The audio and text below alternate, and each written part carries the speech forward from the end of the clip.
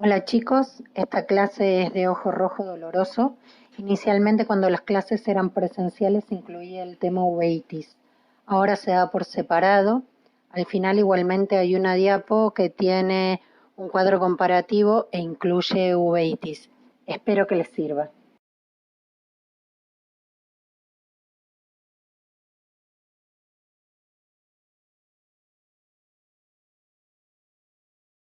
El ojo rojo doloroso es el primer motivo de consulta en atención primaria. Dentro de los signos y síntomas que posee está la hiperemia conjuntival, la hiperemia ciliar. La hiperemia conjuntival es de los vasos superficiales y lo pueden ver en las conjuntivitis, y la hiperemia ciliar es de los vasos profundos, se puede ver a nivel periquerático, es decir, alrededor de la córnea, y es más característica en el glaucoma agudo y la uveitis. Además de la hiperemia, tenemos dolor, fotofobia o molestias con la luz, lagrimeo y secreción. Dentro de los diagnósticos diferenciales que podemos ver, y son los temas que vamos a ver hoy, es conjuntivitis, erosiones corneales, dentro de las que están queratitis y úlcera corneal, y el glaucoma agudo.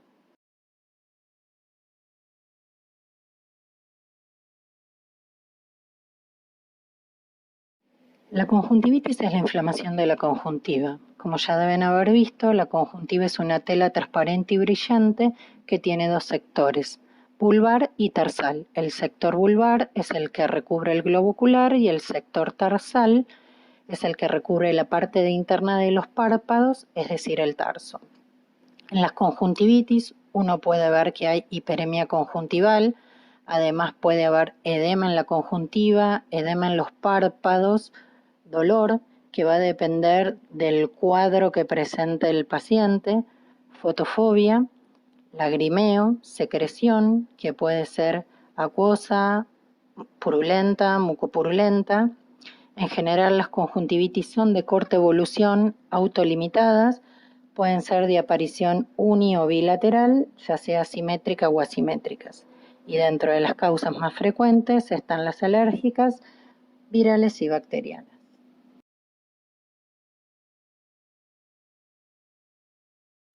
Este es un cuadro comparativo de los tres tipos de conjuntivitis que nombré, así pueden ver las diferencias que hay entre cada una. La conjuntivitis alérgica es más común en personas que presentan otros signos de alergia como asma, eczema o rinitis. Actualmente la contaminación ambiental también favorece estos cuadros de alergia porque produce inflamación de las mucosas. Los alergenos más frecuentes que vamos a encontrar, como ya saben, son el polen, los ácaros, el polvo. Estas conjuntivitis pueden ser estacionales o durar todo el año. La afectación puede ser uni o bilateral. Producen inyección conjuntival leve generalmente, además de picazón, ardor, lagrimeo. La secreción es acuosa, la lágrima se pone más viscosa. Se puede observar hiperplasia papilar. Este hiperplasia es el epitelio conjuntival hiperplásico, y si uno revisa el paciente cuando vierte el párpado, se ve como si fueran adoquines uno al lado del otro, que lo pueden ver en la foto. El tratamiento es las medidas higiénico-dietéticas y el tratamiento médico. Las medidas higiénico-dietéticas valen para todo tipo de conjuntivitis, esto es higiene de manos, la cantidad de veces que sea necesario, no tocarse los ojos, higiene de secreciones, ya sea agua y gasa, agua y algodón, agua y papeles descartables. No compartir toallas, no compartir fundas de almohadas, ni maquillaje, y en lo posible no maquillaje. Evitar factores desencadenantes, y como tratamiento médico están los antihistamínicos y los estabilizadores de membrana, por ejemplo el cromoglicato, la olopatadina y la levetiracetam, lágrimas artificiales, corticoides de baja penetrancia como el loteprednol e inmunomoduladores como la ciclosporina. En el caso del cromoglicato, se usa una gota en los dos ojos de 4 a 6 veces por día. En caso de la olopatadina o la levetiracetam, una gota 2 veces por día. Las lágrimas En general se pueden dar a demanda la cantidad de veces que el paciente necesite. Los corticoides de baja penetrancia, como el loteprednol, es una gota hasta 4 veces por día y no más allá de 10 días. Estos corticoides de baja penetrancia son aptos para pacientes en tratamiento con presión alta, pero tampoco hay que abusar. Y en el caso de la ciclosporina es una gota una vez por día. Las conjuntivitis virales, la causa más frecuente son las infecciones de las vías aéreas. Entre los virus, el más frecuente lejos es el adenovirus. Además está el virus del herpes, rubiola, sarampión, el Coxsackie A24 causa conjuntivitis hemorrágicas, y este tipo de conjuntivitis dejan a nivel corneal una secuela que son depósitos subepiteliales y se llaman queratitis numulares. En este tipo de conjuntivitis la afección es de inicio unilateral, la secreción es mucopurulenta, se puede ver una hipertrofia folicular. Esta hipertrofia folicular es tejido linfoide. Al invertir el párpado se ven como granos de arroz blanquecinos. Además se ve una inflamación de la córnea, un puntillado fino, una queratitis, y en general se asocian a adenopatías preauriculares. La inyección conjuntival es moderada y el tratamiento, como hablamos antes, son las medidas higiénico-dietéticas, que es no tocarse, lavado de manos, y el tratamiento médico, que son corticoides asociados a antibióticos en un solo colirio en general. El tratamiento tópico puede ser tobramicina y dexametasona, ciprofloxacina y dexametasona. Estas se usan una gota cada 3 o 4 horas mientras que el paciente esté levantado por 7 a 10 días. Esa es las gotas más comunes de utilizar, por ejemplo. Y finalmente las conjuntivitis bacterianas. La etiología más frecuente es el Staphylo aureus, el Streptoneumoniae, la clamidia, el Haemophilus influenzae, la Neisseria gonorrhoeae, entre otros. La aparición es unilateral con rápida progresión a la bilateralidad. En general presentan antecedentes personales, por ejemplo, partos, afecciones respiratorias, nuevas parejas sexuales, piletas con mal mantenimiento de cloración. La secreción es purulenta, puede haber dificultad para la apertura palpebral debido al edema palpebral moderado.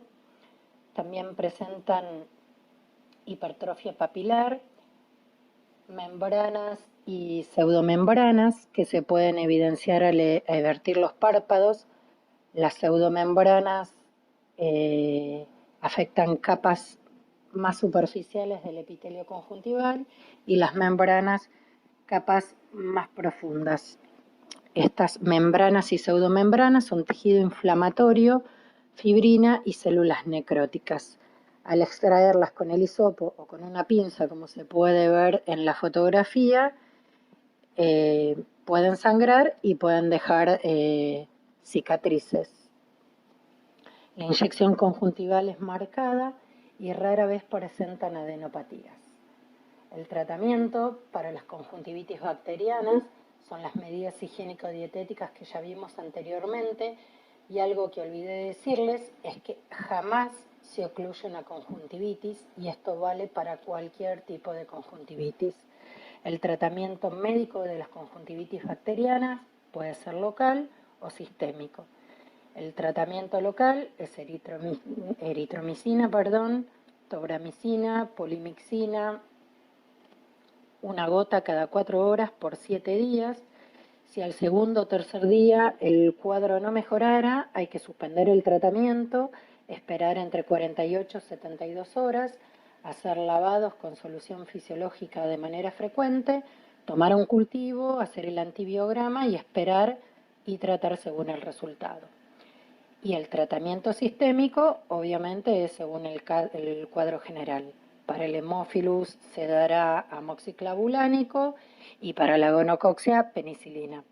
Una consideración para las conjuntivitis gonocóccicas es que estas son de aparición hiperaguda, aparecen 48 horas aproximadamente luego del parto, tienen riesgo de perforación corneal por las enzimas proteolíticas del gonococo, con lo cual se debe hacer una higiene profusa de las secreciones, utilizar eritromicina en ungüento 4 veces por día, cicloplégicos en gotas para el dolor y el tratamiento sistémico de la gonococcea con la penicilina endovenosa.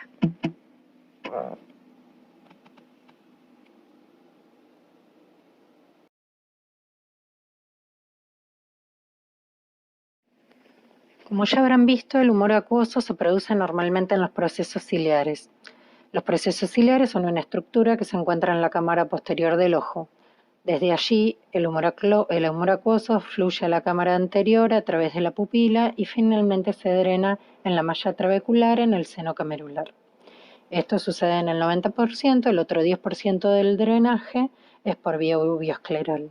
Esto era para recordarles un poquito de la parte de anatomía y fisiología del acuoso. Recordado esto, podemos decir que el glaucoma agudo se produce por la oclusión de la malla trabecular por el iris periférico. Hay 2 mecanismos de acción por los que se produce este bloqueo, ya sea con bloqueo pupilar y sin bloqueo pupilar. En el bloqueo pupilar la cámara anterior es más estrecha, hay interrupción del flujo del humor acuoso, hay aumento de la presión ocular y posterior abombamiento del iris. Cuando no hay un bloqueo pupilar, la cámara anterior es más amplia, los pacientes son más jóvenes y existen factores anatómicos como el iris en meseta y también algunos casos de iris más grueso. El glaucoma agudo es más frecuente en pacientes mayores de 60 años, mujeres, ojos con largo axil corto, ojos hipermétropes elevados que se comportan como si fueran ojos con largo axil corto. También tiene una inferencia racial, ya sea asiáticos e indios, y también hay factores precipitantes. Por ejemplo, ver la televisión o el cine en penumbras hace que la pupila quede en una midriasis intermedia y pueda desencadenar un glaucoma agudo o usar parasimpático líticos o simpático-miméticos. La clínica, obviamente la presión está elevada, en general mayor a 60 milímetros de mercurio, hay dolor irradiado desde el ojo para la cabeza, hay disminución de la visión, náuseas, vómitos, fotofobia, se perciben las luces con halos irisados, hay inyección ciliar, es decir, hay un ojo rojo, edema corneal, la córnea se ve generalmente gruesa y despulida, la cámara anterior puede ser estrecha o no, y también se puede observar una pupila con una midriasis intermedia. El diagnóstico es clínico, además del examen complementario fundamental. Al paciente obviamente se le toma la presión ocular y se le realiza una gonioscopía. Para ello se usa un lente especial que se llama gonioscopio.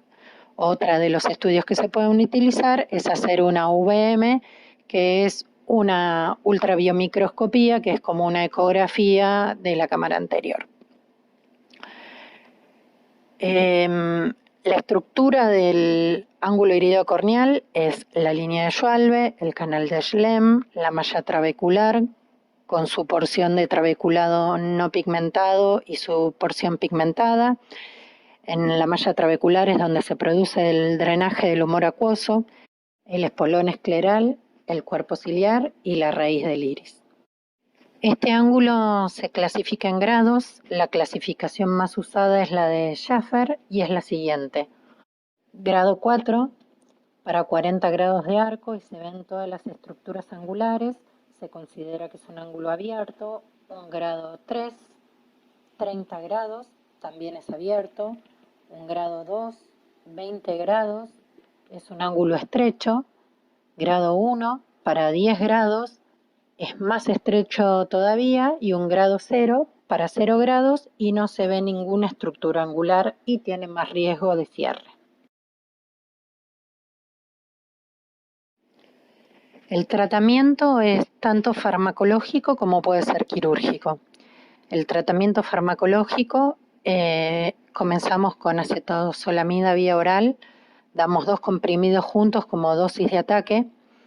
tienen altas chances de que el paciente los vomite, ya que como les conté, el cuadro clínico, el paciente va a tener náuseas y vómitos. En caso de que no los vomite, controlamos al paciente en 30 o 40 minutos para tomarle la presión.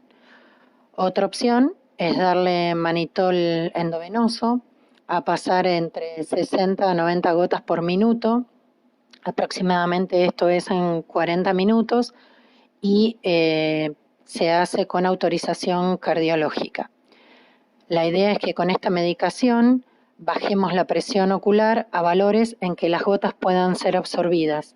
Entonces, lo primero que hacemos luego de encontrarnos con el paciente, ya sea luego de tomar la acetazolamida y pasar los 30 o 40 minutos o utilizar el manitol en 40 minutos, es tomarles la presión.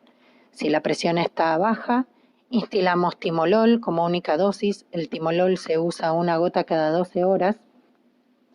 Y luego pilocarpina al 2% y se continúa cada 6 horas. Si hubiera mucha reacción inflamatoria en la cámara anterior, se puede colocar prednisolona acetato tópica también y se continúa utilizando una gota 4 veces por día. El tratamiento quirúrgico es la iridoplastia con Jack láser o IP. Esta IP es la perforación del iris con este láser, con lo cual el humor acuoso va a fluir desde la cámara posterior a la cámara anterior. Otra opción quirúrgica es la trabeculectomía, que es una cirugía que se realiza en quirófano. Es de buena praxis realizar una IP, una iridotomía con láser en el ojo contralateral. Secuelas. Finalmente, una vez que el glaucoma agudo resolvió, vamos a tener dos fases, una fase precoz y una fase tardía. En la fase precoz vamos a ver que la presión baja por un agotamiento del cuerpo ciliar, hay pliegues en la descemet, en la córnea, hay congestión del nervio óptico, lo vamos a ver que está edematizado con todos sus bordes borrosos y pliegues en la coroides. Y en una fase tardía vamos a ver que hay Glaukomflecken, que son cataratas pequeñas, ¿sí?, sobre la cara anterior del cristalino por una necrosis de las células del epitelio cristaliniano.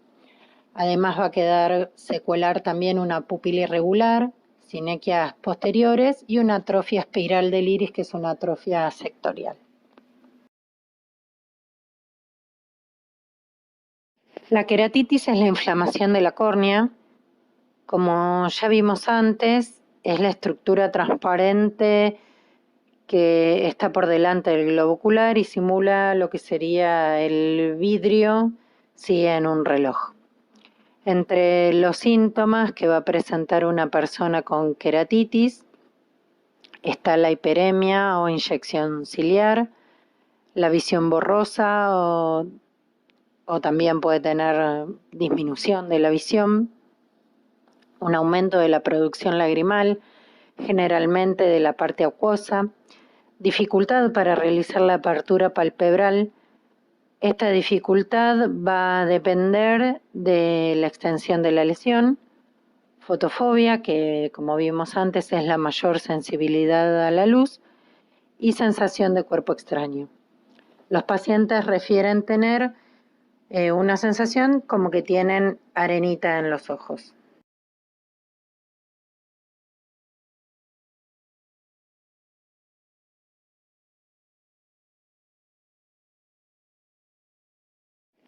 Factores de riesgo.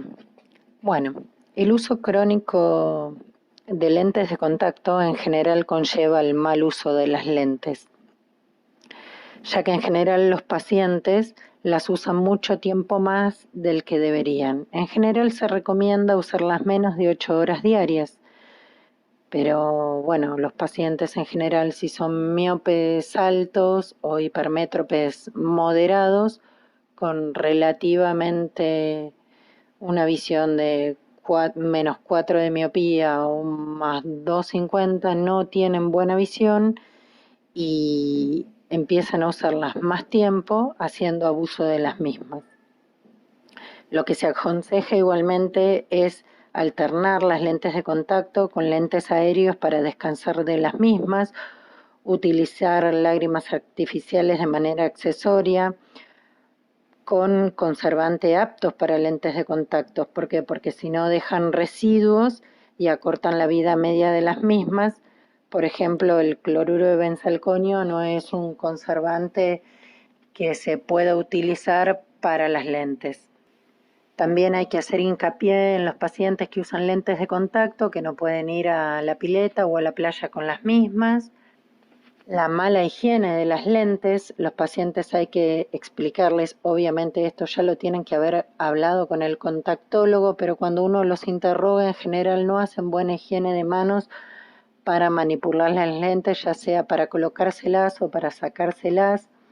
Deben realizar higiene de las lentes de contacto diariamente, deben limpiar el estuche, cambiar los líquidos por completo, no es dejar un poquito de agua en el líquido, sí, o solución fisiológica, hay que lavar el estuche y cambiar el líquido por completo, no rellenarlo. No dormir con las lentes de contacto, ¿por qué? Porque por más que actualmente hay lentes de contacto que son para dormir, la córnea disminuye la oxigenación con la lente de contacto puesta y esto altera la película lagrimal, con lo cual hay una mala calidad de lágrima y esto ocasiona una queratitis también. La mala higiene de las lentes de contacto hace que tengamos con mayor frecuencia las lentes contaminadas, ya sean con bacterias como la Pseudomonas aeruginosa, con la cantamueva o con hongos como el Fusarium. En general, como les dije, esto es por mala higiene de los lentes de contacto o que los líquidos, el frasco esté contaminado o los envases estén contaminados. En el caso de los hongos también es frecuente traumatismo con ramas, con vegetales, van caminando y se pegan con una rama o de un árbol o se agachan para algo en el jardín y se clavan una ramita. Bueno, en general estos se contaminan muy fácilmente los hongos de esta manera. Comienzan con erosiones superficiales, ¿sí? Una alteración del epitelio corneal, una queratitis, que como en general no producen dolor, puede terminar afectando el estroma, ocasionando perforaciones corneales y pérdida de la visión a pesar de haber actuado a tiempo. Y finalmente los pacientes con este tipo de lesiones pueden terminar en trasplantes corneales. En el caso de la inmunidad alterada, son personas que pueden ser que tengan un síndrome de Sjögren o una artritis reumatoidea. Van a presentar queratitis debido a tener una película lagrimal anómala o deficiente por hiposecreción lagrimal. En general es más frecuente en mujeres mayores de 40 años. Consultan por sensación de cuerpo extraño. También las mujeres luego de la menopausia, las alteraciones hormonales y la disminución de estrógenos también favorece que tengan una película lagrimal más deficiente y que tengan una queratitis. En el caso de las lesiones corneales preexistentes, puede ser por traumatismos oculares anteriores o quemaduras corneales con álcalis y ácidos, o en el caso de que tuvieran pterigion o pinguéculas prominentes. Todos estos factores ya enumerados previamente hacen que la superficie corneal deje de ser lisa y brillante y por ende se altera la lubricación y van a tener queratitis o delen o úlceras. En el caso de las lesiones por herpes, estas pueden ser agudas o crónicas. Inicialmente afectan el epitelio, es decir, son superficiales, y luego, en general, en las siguientes recidivas, afectan capas más profundas, es decir, comprometen el estroma. Se presentan con dolor, mucho dolor, fotofobia, epífora o lagrimeo, sensación de cuerpo extraño y tienen la característica que tienen vesículas en los párpados. Hay que evaluar los antecedentes personales del paciente, si es un primer episodio o si son recidivas, ver cómo se encuentra en general, si está cursando un cuadro de estrés o cuadros febriles, si está usando corticoides locales o sistémicos, si es inmunocomprometido o no. A nivel ocular, la córnea se puede ver una queratitis fina, como también dendritas, y en conjuntiva van a encontrar una inyección ciliar o periquerática. En el caso de las exposiciones, ya sea por cirugía o en el caso de la parálisis facial periférica, es la no funcionalidad del párpado, digamos, ¿sí? Durante las cirugías con anestesia general, los pacientes pueden quedar con los párpados no ocluidos totalmente, es decir, entreabiertos, y esto lleva a una falta de lubricación, pudiendo ocasionar una queratitis o una úlcera según la extensión de la lesión, dependiendo del tiempo de exposición y del grado de no oclusión palpebral. Lo mismo sucede con las parálisis faciales periféricas y el signo de Bell. Los pacientes presentan maloclusión, sobre todo nocturna, conllevando esto a una pobre lubricación. Y finalmente, en el caso de las radiaciones ultravioletas, se producen por soldaduras sin máscara protectora. Ocurre cuando el ojo se expone a rayos ultravioletas, ya sea provenientes del sol o de fuentes artificiales, ¿sí? Los provenientes del sol es más común en la gente que practica montañismo o esquiadores que están expuestos al aire libre sin anteojos con protección adecuada, y en los artificiales son en el caso de los soldadores con las soldadoras autógenas. Los síntomas aparecen entre las 6 y 12 horas de haber estado soldando, en general consultan de madrugada, tienen mucho dolor, un ojo rojo con una inyección ciliar importante, visión borrosa, lagrimeo. En general, igualmente, no pueden abrir los párpados, el paciente refiere que tiene arena, y cuando le goteamos anestésico y se sienten aliviados y puede abrir los párpados, al examen encontramos una queratitis actínica, que no es otra cosa que microúlceras en la córnea. El tratamiento, si el paciente utiliza lentes de contacto, aconsejar primero acerca del uso y no abuso de los lentes. Como vimos antes, esto es complicado porque pacientes con graduaciones altas a veces no tienen buena tolerancia a los lentes de contacto. Mientras que el paciente esté con queratitis, se desaconseja el uso de las lentes, y siempre todo paciente que presente queratitis tiene que utilizar lágrimas artificiales, lo ideal es cada 2 a 3 horas, o lo que se le dice es que se lo ponga cada vez que tenga la sensación de cuerpo extraño. Lo que se puede hacer en aquellos pacientes que son usuarios de lentes de contacto, ya indicarle lágrimas artificiales que tengan los conservantes apropiados. En el caso de antibióticos, en general, siempre que sean queratitis simples, ¿sí? Por mala lubricación, se puede indicar tobramicina o eritromicina cada 4 horas. Las gotas son solo antibióticos sin corticoides. Y en caso de la cantamueva o en caso de micosis, por mal uso de lente de contacto, se toma una muestra, se hace un cultivo y se trata específicamente. Por ejemplo, en caso de ameba se puede dar biguanidas y en el caso de las micosis, natamicin. El tratamiento para los herpes, para las lesiones epiteliales, ¿sí? Para queratitis superficiales, digamos, se da reposo visual, que esto es relativo, cicloplejía, una gota de ciclopentolato cada 6-8 horas para disminuir el dolor, aciclovir en ungüento 5 veces por día hasta que la lesión cure. Esto aproximadamente sucede entre 7 a 10 días.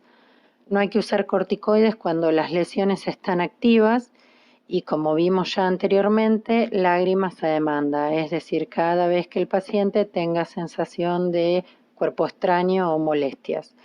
El riesgo de recibida de las lesiones herpéticas son aproximadamente del 25% el primer año. En caso de lesiones extromales, ¿sí? Cuando ya son recidivas, se le puede agregar aciclovir vía oral de 200 5 veces por día por 15 días. Los controles en los pacientes con herpes son aproximadamente cada 48 horas hasta que la córnea ya no tiña, y en caso de que luego de que el cuadro esté enfriado, ¿sí? Que las lesiones ya estén inactivas por periodo prolongado y queden cicatrices grandes o afectación del eje visual con disminución de agudeza visual, se puede derivar al paciente a la sección de córnea como para evaluar la posibilidad de un trasplante de córnea. A los pacientes que vimos que quedaron con el ojo destapado, desocluido en caso de cirugías o parálisis facial periférica, bueno, esto es algo que normalmente se resuelve muy fácil, ¿sí? En el caso de las cirugías con anestesia general, es que ya sea el cirujano o el anestesiólogo estén al pendiente de que el paciente no tenga los ojos abiertos durante la cirugía. En caso de que eso no hubiera sucedido, lo que se puede hacer, se puede colocar eritromicina en ungüento cada 6 horas o lágrimas artificiales en gel a demanda. Y en el caso de las parálisis faciales periféricas, bueno, durante el día se les da lágrimas artificiales. ¿Por qué? Porque si bien tiene un parpadeo que está disminuido, si el paciente hace un esfuerzo, mínimamente puede llegar a lubricar el ojo, pero igualmente se le dan lágrimas accesorias, y para la noche se le da una lágrima en gel para oclusión nocturna. Y con respecto a oclusión sí, oclusión no, en general, cuando las lesiones son más grandes, se ocluye al paciente, aunque en las últimas revisiones se determinó que se puede no ocluir lesiones corneales pequeñas, dado que las primeras 24 horas el parche no solo no mejora la cicatrización, no alivia el dolor, sino que además disminuye la visión binocular.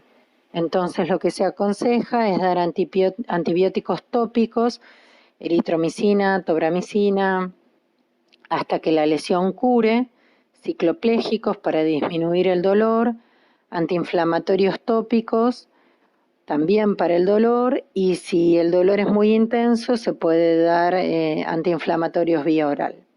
Y está contraindicado el uso de corticoides tópicos y anestésicos locales.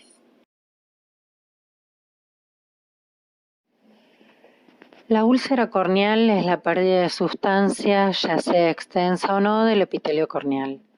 Puede ser resultado de una lesión directa, de un traumatismo secundario a la extracción de un cuerpo extraño corneal.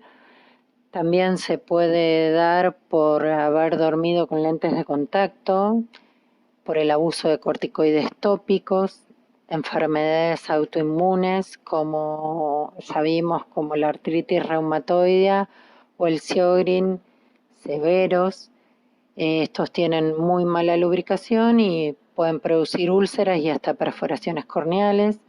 Las quemaduras corneales también puede ser resultado de cirugías, ya sean intraquirúrgicas. A veces es necesario debridar el epitelio corneal porque está muy edematizado y no nos permite ver, entonces retirándolo uno puede obtener una mejor visión de la cámara anterior del ojo.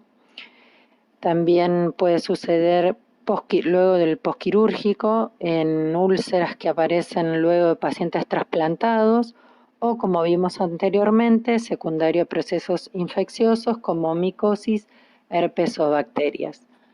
Dentro de los signos y síntomas podemos ver dolor importante, fotofobia, blefaroespasmo, disminución de agudeza visual, lagrimeo e inyección ciliar. El diagnóstico se hace con fluoresceína al 1 o 2% que se le instila al paciente, previo de instilarle también un anestésico, porque a veces si las úlceras son muy grandes no pueden abrir el ojo. La fluoresceína es un colorante hidrofílico que no se une a la superficie corneal cuando ésta está sana, en cambio sí se une cuando está lesionada. El diagnóstico diferencial podemos decir que lo hacemos con la proparacaína. ¿Por qué? Porque si el dolor cede, ¿sí? No estamos ante la presencia de un glaucoma agudo o de una uveitis. El tratamiento, utilizamos nuevamente midriáticos cicloplégicos para poner el músculo ciliar en reposo y que no tengan dolor. Según el tamaño de la lesión podemos utilizar o no oclusión, siempre antibióticos en ungüentos sin corticoides, lágrimas en gel en caso que no lo ocluyamos, y también si no lo ocluimos podemos utilizar una lente de contacto terapéutica, es decir, una lente de contacto con muy baja graduación, simplemente para que el paciente pueda tener el ojo abierto, tenga visión binocular, no tenga que estar ocluido y se pueda administrar la medicación que le dimos, ya sea el antibiótico o las lágrimas.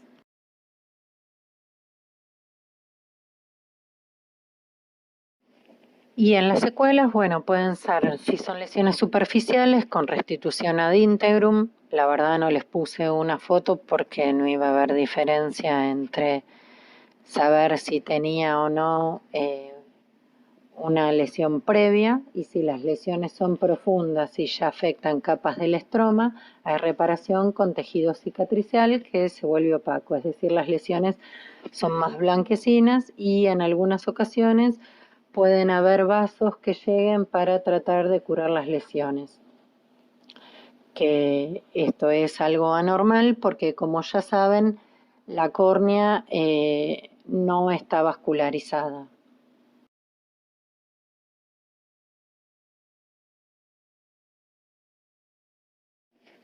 Bueno, estamos llegando al final y en resumen van a ver el cuadro con los diagnósticos diferenciales de distintos tipos de ojo rojo que les comenté al principio, que incluía conjuntivitis, queratitis y úlcera corneal, uveitis y glaucoma agudo. Los dejo un rato para que lo miren y analicen tranquilos los distintos puntos entre cada uno. Bueno, y este finalmente es el cuadro comparativo que les dije, que estaban tanto conjuntivitis, queratitis y úlceras, uveitis, que en esta clase no se dio, y glaucoma agudo. Con respecto a la hiperemia o inyección conjuntival, las conjuntivitis tienen una reacción conjuntival y queratitis, úlceras, uveitis y glaucoma agudo es una inyección ciliar. Con respecto a la sensación de cuerpo extraño, las conjuntivitis la tienen intensa, las queratitis y las úlceras van a variar desde leve a intensa y las uveitis y los glaucomas agudos no tienen en general sensación de cuerpo extraño. La secreción en las conjuntivitis puede ser de moderada a abundante, en las úlceras y queratitis es leve y no hay secreción en las uveitis y glaucoma agudo. Con respecto a la fotofobia, las conjuntivitis en general no la tienen o es leve, es moderada e importante en las queratitis y úlceras, lo mismo que en las uveitis y en los glaucomas agudos. El lagrimeo está presente en todas las patologías. El dolor, en general en las conjuntivitis no hay, pueden ser molestias, pero el dolor es algo subjetivo y eso va a depender de los pacientes. En la queratitis y en la úlcera corneal, el dolor puede ser de una cruz a intenso en las úlceras, y en la uveitis es de una a dos cruces y en el glaucoma agudo es un dolor intenso. La alteración pupilar no está presente en la conjuntivitis ni en la queratitis o úlcera corneal. En las uveitis van a tener una miosis y en el glaucoma agudo van a tener una midriasis intermedia. La disminución de agudeza visual no está presente en la conjuntivitis, es leve en la queratitis y en las úlceras, es moderada en las uveitis y es importante con respecto al glaucoma agudo. Y la presión es normal en las conjuntivitis, queratitis y úlceras, puede ser o hipotensiva o hipertensiva en la uveitis, es decir, puede tener la presión alta o baja, y en el glaucoma agudo definitivamente es alta.